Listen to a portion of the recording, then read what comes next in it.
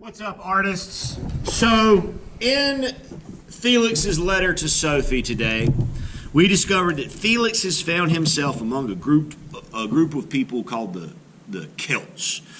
Now, the Celts lived over a large part of the world, which we'll see here on the map. So, taking a look at our map, this first dot, that's us. That's Boone Trail. The next stop that we made was at the Caves of Lascaux in southern France, which is that second black dot that we see emerging. From there, we travel southeast to Greece, where we see this black dot. Now, the Celts lived all around this area that I'm about to circle. But the ones that we're going to be looking at and talking about specifically are from the northern United Kingdom, what we call the land of Scotland. Now, so we know that the Celts lived predominantly and mostly across northern Europe and the British Isles.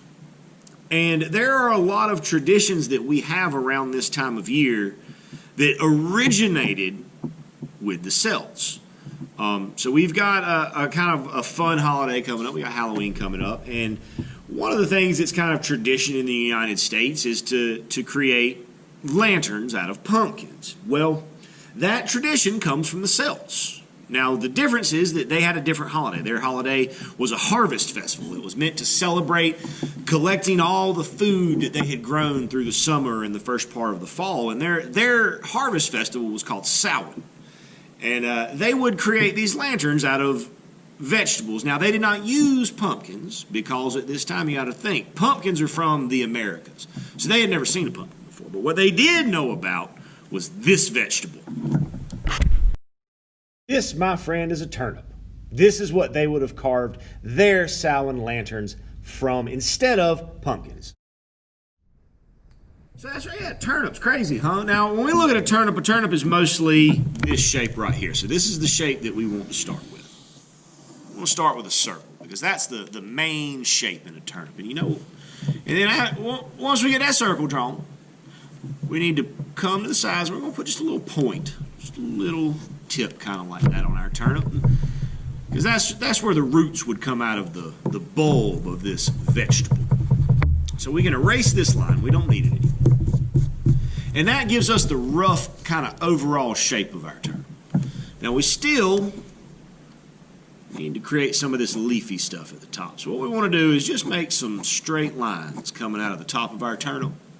And then we're going to draw these leaves, the turnip greens, the part that I grew up eating, just kind of using this kind of almost like a cloud or a top of the tree shape to show those leaves growing off the top. Next, we need a horizon line so that our turnip is sitting on the ground, not just floating in space. And now here, you're going to draw a face. And it can be any kind of face you want. It could be a happy face. It could be a sad face. It could be a scary face. It could be an excited face. It could be any kind of face you want. The only thing that I'm concerned with you drawing the face is that you use shapes. So we don't want to draw a mouth like with just a line, with just a curve. We don't want to draw the eye with just a dot. We want to make sure that we're using shapes. You know, shapes. To create these things. So I'm going to work on my face, but I want you to pause this right now, and I want you to draw your face before you watch me draw my face. That way I know that you're drawing the face you want to draw and not just the face that you see me draw.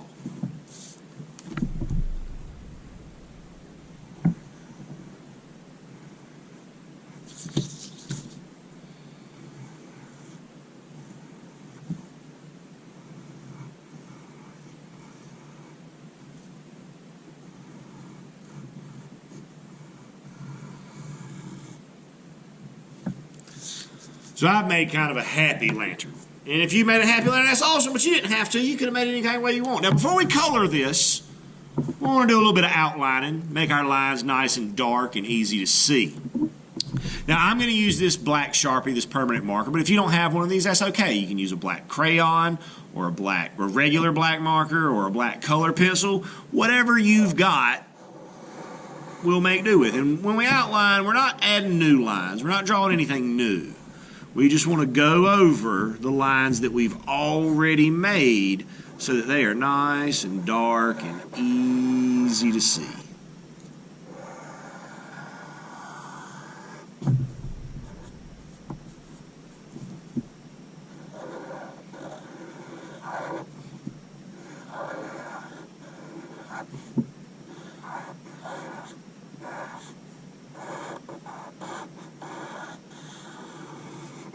And once we've got that outline, we're ready to color.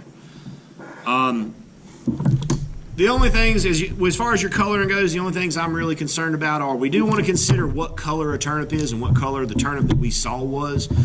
Turnips are usually kind of a purplish pink color, and they're kind of, a lot of times they'll be half, so they might be like half purple pink and then a little bit more white at the bottom. But we want to think about it because you got to remember this is not a pumpkin, so it wouldn't be orange.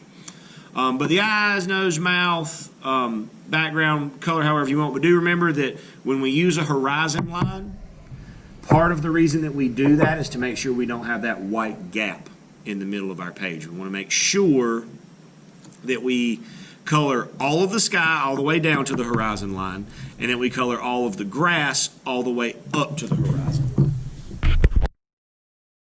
And finally, I'm not going to make you sit through watching me color the whole thing. So I have a finished one here that I want to show you and just point out that I've got the colors of a turnip, so that purplish pink and then the white at the bottom. I've got all of my sky colored all the way from the horizon line to the top of my page, and I've got all of my ground colored from the horizon line to the bottom of my page, which makes sure that I'm using all of the space provided. Good luck to you. I can't wait to see what kind of lantern you make. Have a great day, and as always, my friends, happy arting.